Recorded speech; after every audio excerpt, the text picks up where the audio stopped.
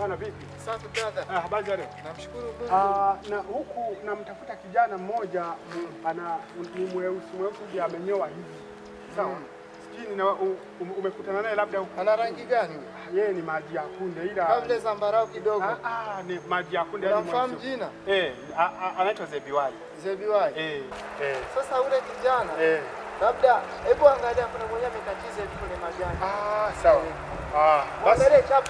Basi. Yaani hapo safi. Basi hamna noma. Ngoja nimcheke. Hapo chap. Ngoja nimcheke.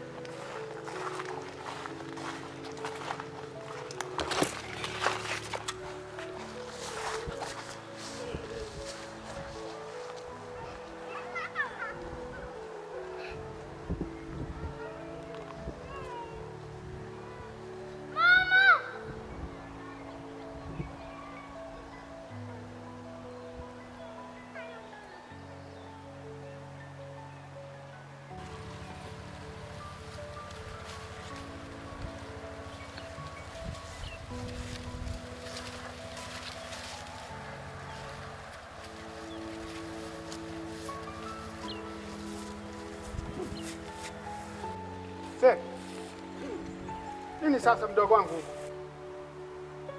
Hivi ni kwa nini umekuja huko? Yaani umeshindwa tu kuja kwangu tukayaongea. Kwa nini uje uishi peke yako? Kaka, afadhali yako wewe una wazazi, una mama. Mimi kila nikijaribu kukaa pale nyumbani sio ni furaha yangu. Hivi huoni kwamba kukaa peke yako unaweza ukachukua maamuzi magumu? Samahani kama nakukwaza kaka.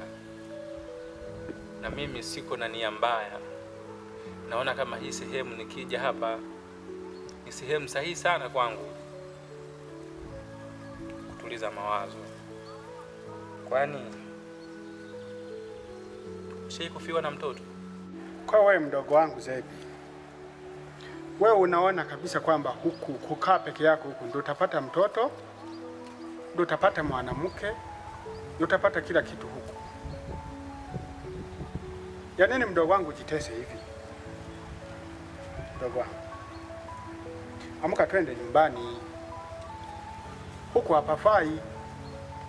Nimeshakwambia kukaa peke yako maamuzi wako ni tofauti. Unaweza ukaamua vitu vingine. Kumbe ulitakiwa faraja. Kama yote hayo yalishatokea hayajaanzia kwako. Dunia hii mdogo wangu nikwambie leo,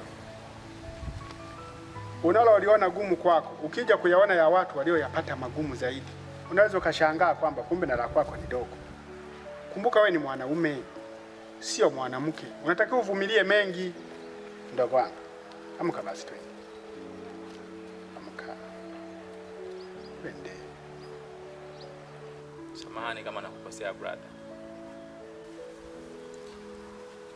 Sina ndugu. Wewe ni rafiki yangu.